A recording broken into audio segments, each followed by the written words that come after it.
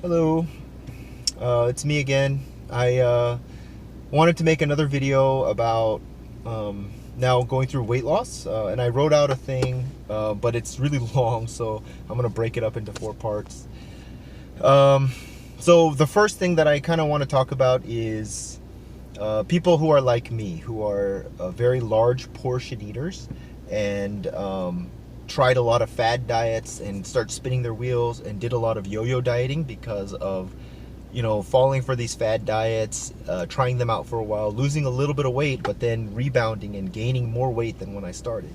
So that was me, and I think that's a lot of people these days. I hear a lot of stories of people, oh, I tried keto, I tried paleo, I tried, this kind of diet, that kind of diet, and it worked for a while, and then I started binge eating, and then I gained more weight than when I started the diet. I think a lot of people end up in that situation. I was like that for a long time. For several months, I was trying to diet like that.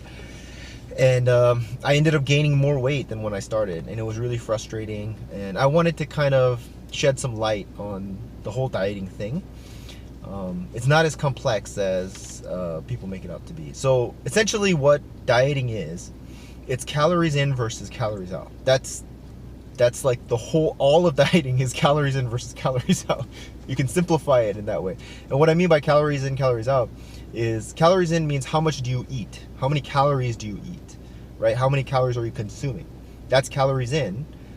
Okay? And minus the calories out. How many calories are you burning? Like through exercise, or it's called NEAT, non-exercise activity thermogenesis, which is things like fidgeting, doing just daily tasks at work, walking around, just things that are not exercise, but things that burn calories. So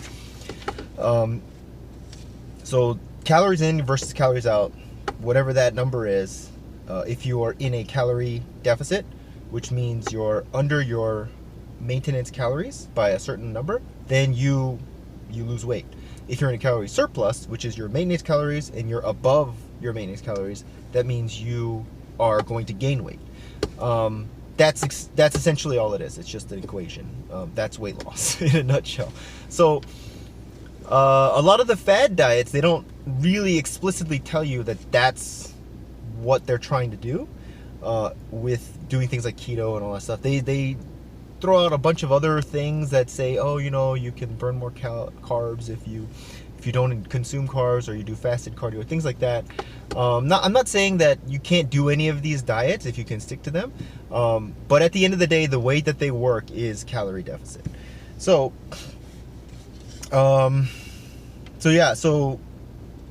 if you're like me, and you have an enormous appetite, I didn't know that until I started weighing my calories.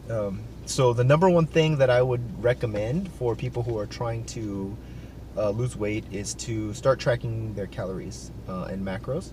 And you can do that with, it's a lot easier to do nowadays because we have smartphones, we have technology. I use MyFitnessPal. There's plenty of other apps out there that track calories. They're just a calorie tracker, and they allow you to just input everything that you're eating and putting it into a calorie tracker. That way you know how many calories you're consuming. So the biggest problem that I had, the reason why calorie counting helped me, is because I had no idea how big the portions of things that I was eating was. I ate enormous amounts of food, and I thought I was eating a normal portion. I just assumed, because I never counted calories before. I saw the one serving equals this much on the side of the box and everything, but I thought I was eating one serving, but in reality I was eating like 5 servings or 7 servings of something. I had no idea until I started weighing my food, and I started counting my calories, and I started putting things, in cups, and then I realized, wow, I'm eating a lot of rice. I'm eating a lot of food. I'm eating 7 to 8 servings in one sitting. And so that's how I had to eat to fullness, or to eat to satiety. And so the second part of that is that if you eat large portions like me, if that's what you need to eat to satiety, the first solution that you need to do is you need to eat more greens. You need to eat more vegetables. That's just the way that it is. And I never ate vegetables. That's the reason why I consumed so many calories, because everything that I was eating was very calorie dense. I ate a lot of food, and not very little of it was vegetables, right? So if I had, if I, instead of the big portions of rice, or the big portions of, you know, tortillas and meats and stuff like that, like if I, instead of that, if I had more vegetables in the place of the more calorically dense foods, I could eat to satiety and I would have less calories consumed overall, because vegetables have very, very low calorie content. So if you are a large eater, you have to eat vegetables. You need to eat vegetables, because you won't feel full. You'll feel hungry all the time. You'll get cravings. You'll start binge eating.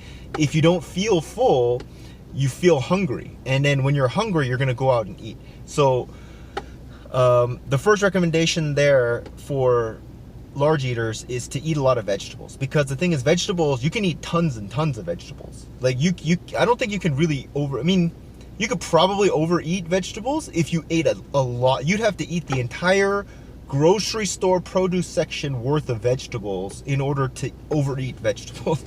Like, vegetables are very, very low in calories. Like what my lunch today is 5 ounces of kale. 5 ounces of kale, it's like a box like this big, and it's just full of kale.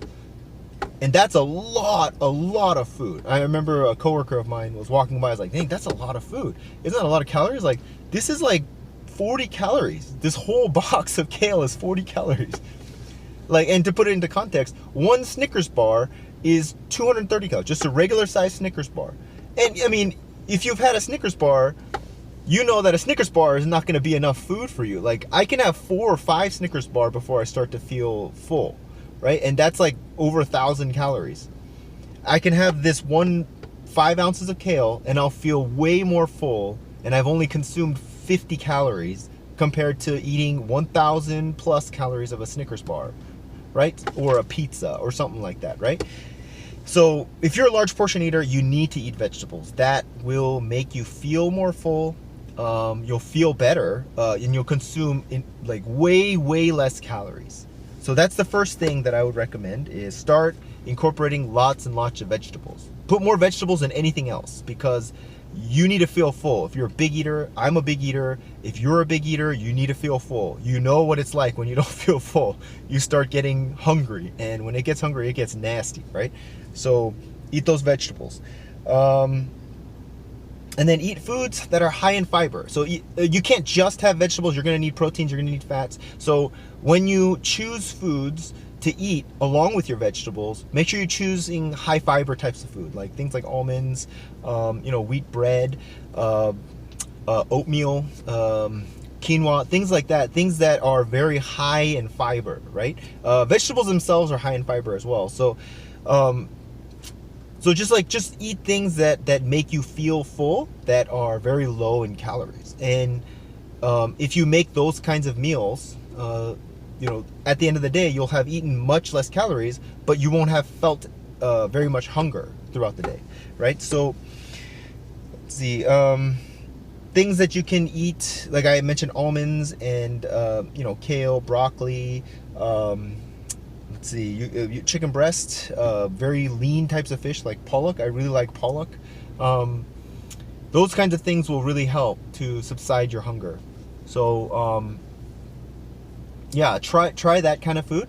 When you're meal prepping, you can do salads. You can do like just fish and quinoa and kimchi. I love kimchi. I eat lots and lots of kimchi now, because as a vegetable, it's very flavorful. Because a lot of vegetables are not very flavorful, but kimchi is good. It's spicy. It's so yeah. That's my first. That's the first part of this weight loss kind of series that I'm gonna do. Is the first thing that you should try to do is start counting your calories and start eating less calorically dense foods. Start choosing more greens, things with high fiber, eating leaner meats like chicken breast and fish, like lean fish. Those things will help immensely in reducing the amount of calories that you consume, and you'll see weight loss happen.